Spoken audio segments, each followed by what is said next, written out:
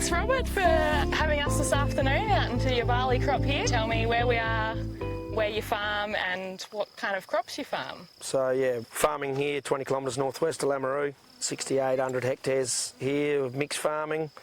We've got 3,000 merino breeding ewes where we're also growing wheat, barley, lentils, lupins, typical crops. There's nothing sort of out of the box that's different. And why did you start VRT? We probably first jumped into VRT mid-early 2000s, 2005 I think it might have been, when phosphorus first went through the roof and we thought it was going to be the end of the earth, so we had a crack at EM38ing a fair bit of the program and then created some phosphorus-based maps off of that where we tried to be frugal with phosphorus for a few years, and in the end worked out it wasn't really lining up with what we were taking out and removing. We were probably being a bit hard on the mining component.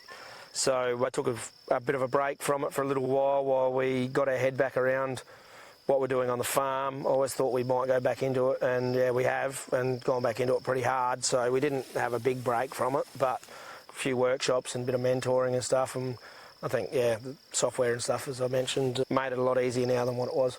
Another motivation I've had is probably been with the seeps on the sandhills, is trying to extract as much moisture out of the sand as I can by growing as bigger crops as we can. So a lot of it's been about, like, if there's water there, we need to use it. So it's, you know, it's swapping over to pumping N into stuff and good rotations, and in conjunction with controlled traffic, summer weed spraying, liquid fertilisers and trace elements and whatever else is going on here. It's there's a fair bit to the jigsaw, but VRT is a small portion, but you know, it's good consultants and stuff with us working with it, and it's making a big difference. So I guess if you look back over your years doing VRT and the experience you've had, what is maybe 2 or 3 pieces of key advice you'd give to someone who's just starting out? Don't overthink it. Like, really try and do it simple. Employ someone to help. Like, they're not a big cost. You know, we have accountants to do our finances, agronomists to do this, financial planners, whoever you're using. Like, these people are good at what they do. They know how to get around the software. They'll help you get it into your machinery. And a lot of the machinery now, like even the older stuff, is talking better with the new screens than it ever has. So there's really no reason to not give it a shot. I guess it's up to what stage you are in your farming career where you want to invest into it or not as well. Probably initially, we were sort of very brand specific with equipment. Yep.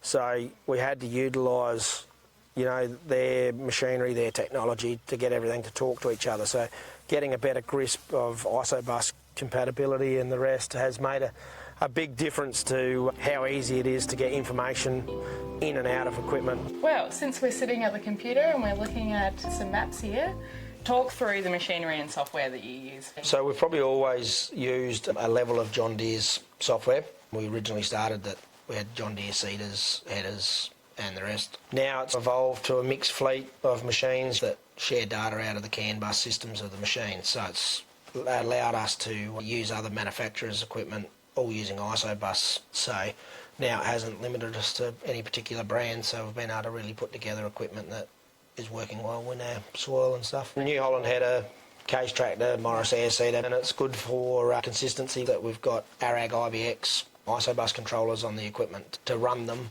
Any isobus stuff would work, so it just means the screen gives you some familiarity. Yeah, the John Deere steering and auto steer systems using modems to MTG, so we can share data between equipment and from the office to the tractors seamlessly, and that's pretty good for helping out remote access. And when the guys are having trouble setting up or we're changing something while we're going, then that's probably makes it a lot easier than running around with the old USB pen drives, having multiple layers of stuff that gets confused and corrupted. Also use PCT Ag Cloud to do most of the generating of the variable rate maps and prescription data and analysing results, and that's probably been a bit more powerful than some of the other software. So how did you go creating your first zones? Yeah, so originally we did everything off of an EM38 map. Found out in the long run that those layers weren't completely working for us like we wanted to, so we've now swapped over to looking at topsoil, because the subsoil is another issue altogether.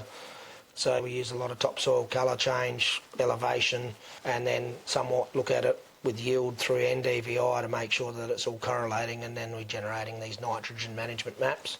And phosphorus is sort of done off of a yield map where it's a phosphorus replacement program and also building up capital phosphorus through it.